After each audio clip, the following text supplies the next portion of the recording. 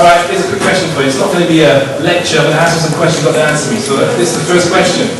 Who are these two people? C, you sure? Yes. You want to phone a friend? Okay, fine. Alright, so next question is, who was the first black woman to win Wimbledon?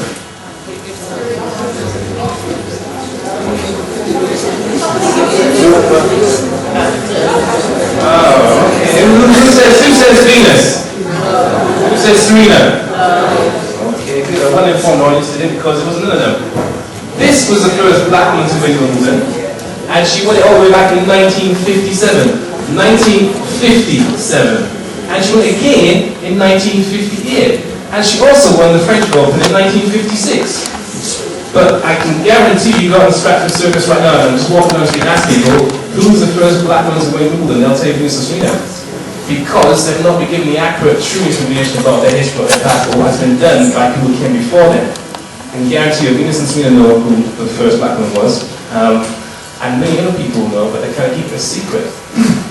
Her story is quite interesting because if you look at the date, 1957, that is 2 years after 1955.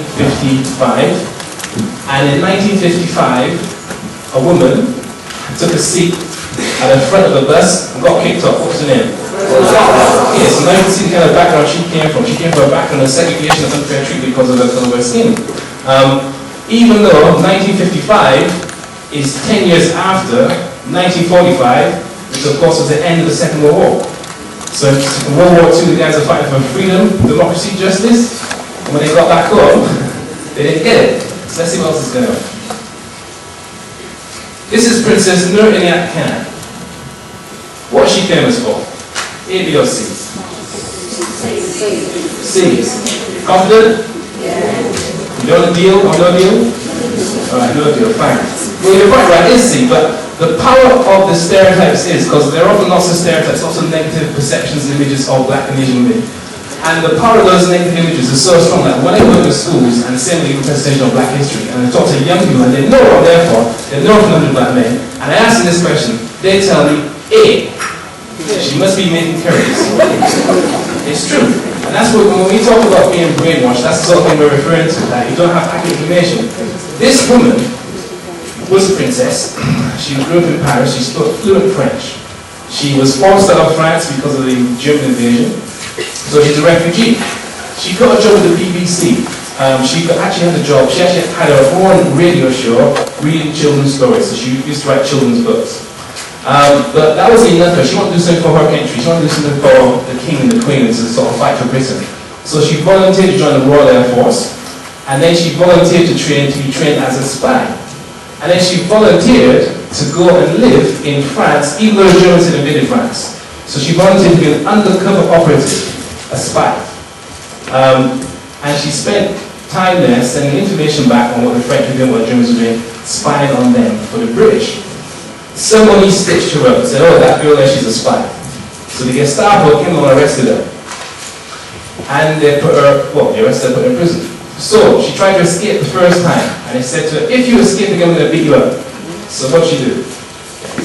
Tried to escape again. And the second time they said, well, if you escape again, we're going to really fix you good and proper.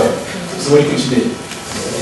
She escaped again. And this time they said, listen, right, if you sign this document saying you refuse to escape ever again, if you promise us not to escape, we won't hurt you too much. So what do you think she did? She didn't actually escape. She said, I'm not going to sign it. And then they sent her to a place called Dachau, which is a concentration camp. And after 10 months there, some of which was in sultry confinement all by herself in a little lock and cell or someplace, they shot her, executed her. And that's how come she is a World War II hero. For that extraordinary effort, she got the George Cross, and she also got the Cross de Guerre, which is the French equivalent, you could say. So it's what French people give if you've been really brave in battle. And it's interesting because you often hear lots of things about Muslims, because of course, if you go back to her name, you can tell that's a Muslim woman. She's a princess from the Muslim religion. But how many young Muslim boys and girls, or how many people in general, have ever heard that there were Asian women fighting in World War II? And why don't they know? That's a real question. Alright, how about this woman? Nameless black woman. She was a pilot. She flew Red Cross supplies to refugees in Belgium. She was a secret agent spying on the Germans. She raised over £3 million for the war effort in 1 year. She was the most famous black woman in the world. She rescued refugees by getting visas and passports. And in 1963, she spoke at the March on Washington and the sign of Martin Luther King. Who is that? One man says Josephine Baker. Anybody want to agree with him? You know who wants to be a millionaire, right? It's the final question, right? You have a choice. You have a choice. You can go for Josephine Baker or you can go for some other one. Which one are you going to go for? Josephine Baker is the correct answer. Let's have a look at her. And the thing is, let's go back. Because you would think that a black woman who did all that would be known across the world. You think that every black child would know her name, wouldn't you? You wouldn't think so. That's not the case. And why not? Because not enough people actually invest in their education. Sometimes we ask people for a donation and they give us 50p. Right? That cinema across the road there is showing a film called, well, it used to show a film called, what's that one, 50 Cent now? Get Rich or Die Trying, right? Then there's a film called Date Movie. And actually there's a film now called Scary Movie. I guarantee you go there right now and people are paying £6 to see that rubbish. And when we ask for donation, we get what, 20p, 50p? So what's going on there? Maybe somebody's been brainwashed. Anyway, let's get on with Josephine Baker's story. So this is what she looks like in a uniform as a sub-lieutenant of the French Auxiliary Women's Air Force. Okay? She was awarded the Croix de Guerre, again, that's what you can get, the Légion d'Honneur, and the Rosette de Resistance, because she was also, all those things I just mentioned, she was an undercover agent, she raised funds for the troops. She actually wrote herself, personally, sat down and wrote 1,500 letters to all the troops in sort of the Western Front, because she was a big star. Actually, let me show you a picture. There you go, that's what she looks like. That is Josephine Baker. She was actually born in America, in St. Louis, Missouri, and she grew up very, very, very poor. I mean, she used to have to go looking through garbage cans to get food. But she was a very good dancer, a good singer, and over time she became internationally famous. She danced in the famous Folie Bergère, which is London in Paris, for those people who speak French and the Francophone community. And she was known throughout the world.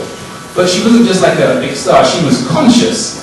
The woman fought racism in about 25 different countries. Wherever she went, she would volunteer to talk against racism, against racists, on a regular basis.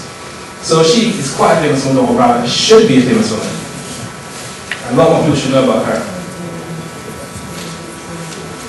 I've got 4 words for this guy. Check the brother out. Check the brother out, yes. Look at him, as the Jamaicans would say, right? That's my Jamaican accent for you. Does that man look like he's got self-confidence? Does he look like he's got self-esteem? Yes. When we have our mentoring programs in North and South London, we have particular sessions on self-identity, knowing who you are, and self-esteem, how you feel about yourself. And we said that if you know both of those things, you'll have a better bearing, a better sort of confidence in general, and be more able to project yourself in life. This man represents that. And part of the problem that some of our young people have is that they don't get to see enough of men who look like this. Because how many of you saw a guy like this when you were in school? When I was at school, I never saw anybody like this, at least in my history books, rather. I never saw this guy. His name is Flight Lieutenant John Henry Smith of Sierra Leone. So Sierra Leone is also involved in World War II. They're sending people to fight for Britain. And actually, if you look at him, he's a bit cheeky, because look at his cap.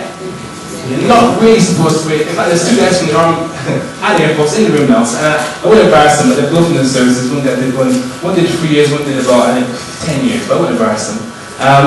But you're not really supposed to wear your hat like that, right? Let me show you how you're supposed to wear it. That is how you're supposed to wear a hat. What were you laughing at? That's my dad. Oh, you was laughing just a minute ago.